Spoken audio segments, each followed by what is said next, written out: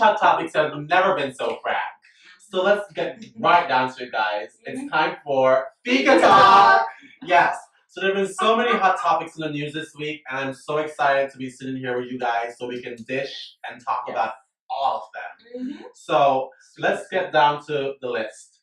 Okay, so we're going to be talking about moderate party politician Alexander Bengtsson, found dead. Yes. Then we're going to jump right into it and speak about the man who assaulted a mother and her two children in Galveston, the metro. Right. You know, he's going to be deported to Denmark and on a chartered private plane, which is going to cost about over 80,000 Who does that? Swedish kronor for taxpayers, Swedish taxpayers. Then we're going to talk about Fråga Doktorn. Yes. And As as a doctor.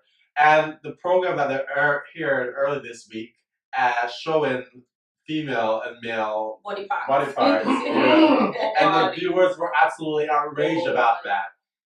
And we're gonna talk about also like Sweden becoming the first country with its own telephone number. So that's pretty awesome. Yes. Whatever. I don't know. I mean, it's a big deal. So it's a big deal. Yeah. So. They say it's a big deal. So, and then to top it all off, we're gonna talk about the booze cruisers, who's gonna be getting back over 1,000 liters of alcohol. So let's jump right into it. Let's talk about Alexander Bengtsson and him being found dead in his car. Really Who sad. is Alexander Bengtsson? You know, Hannah, because I had the conversation when we heard about news, and I had a When I conversation with heard you. it, I was so sad because Alexander Bengtsson is a politician that was really outspoken Against racism? exactly, and homophobia, and he was a member of Moderaterna, which is a political party in Sweden. Yeah. And 2 weeks before the incident, when he was found dead, he was saying to DN, which is a Swedish newspaper, that he felt threatened by his life, and he had been assaulted. Yeah, because I mean, he had reported over 50 threats to the police station before that. So, and even though the police are saying that it doesn't seem as if there was any foul play involved, but judging from the circumstances and the situation behind it looks like it's it's a suspect. Yes. I mean, there's no way a car is parked right out, like in the middle of nowhere, and it's burned, and there's a body inside and stuff like that. Like it's kind of suspect in And they itself. still haven't identified the body. Exactly. They haven't identified the body. Technically, we don't know that. We don't know that it's but the sad thing about it is that this happened in Sweden.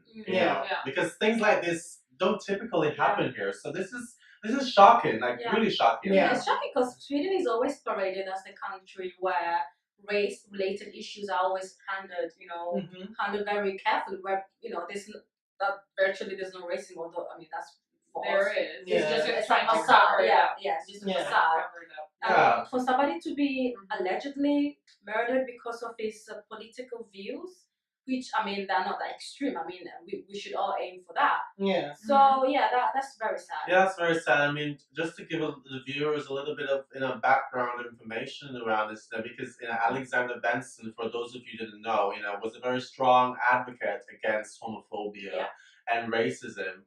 And because of him using his platform to speak out against these issues, he got a lot of hate. Yeah, exactly. Which is weird. Yeah, which is really weird.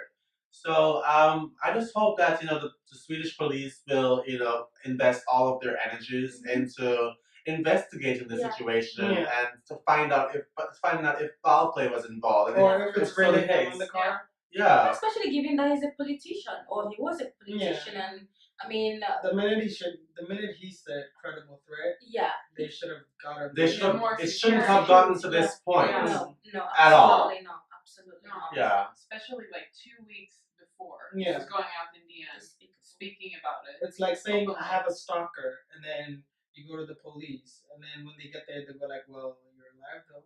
So, I mean, also on the other side, there's not much you can do when for the police to investigate that threat. I think that's what.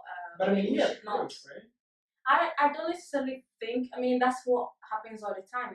When you have a death threat, the police cannot do much. Cards. Usually they use like contact card. You know the what do you call it? Give you information to. Yeah. Like they use like different things to then later erase, so the police can't really do anything about it. Okay, so they cover their tracks. Yeah.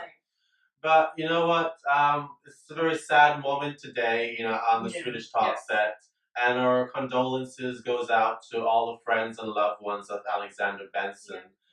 And we just truly hope that, the police will get to the bottom of this and we'll get some answers soon. And as soon as we find out more, we'll keep you guys updated because this is definitely a topic that needs to be followed.